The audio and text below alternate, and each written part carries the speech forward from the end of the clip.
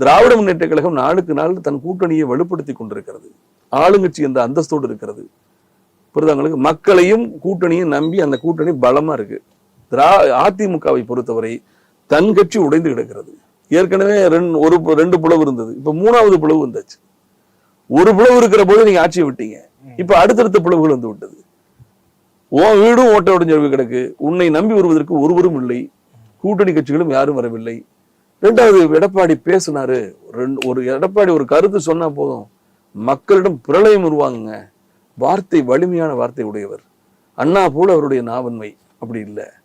அம்மா போல அரசியல்வாதிக்கு எல்லாமே தெரிஞ்சிருக்கணும் அவசியமே இல்லை. எதுவுமே தெரியாம இருந்தா எப்படி தெரிவா?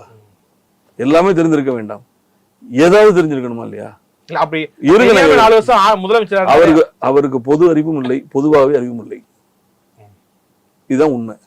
உலகத்தில் எந்த தலைவனாவது, நானே அவர்கிட்ட சொன்னேங்க, அவரிடம் நேரடியாக நான் சொன்னேன், அண்ணே பெரிய தப்பு பண்ண போறீங்க, தயவு கூர்ந்து நீங்கள் ஒற்றை தலைமை என்பதை நீங்கள் முதலமைச்சராக இருக்கிற போதே முடித்திருக்கணும், அல்லது நீங்கள் அடுத்து முதலமைச்சராக வருகிற வரை ஒற்றை தலைமையை தள்ளி போடணும்.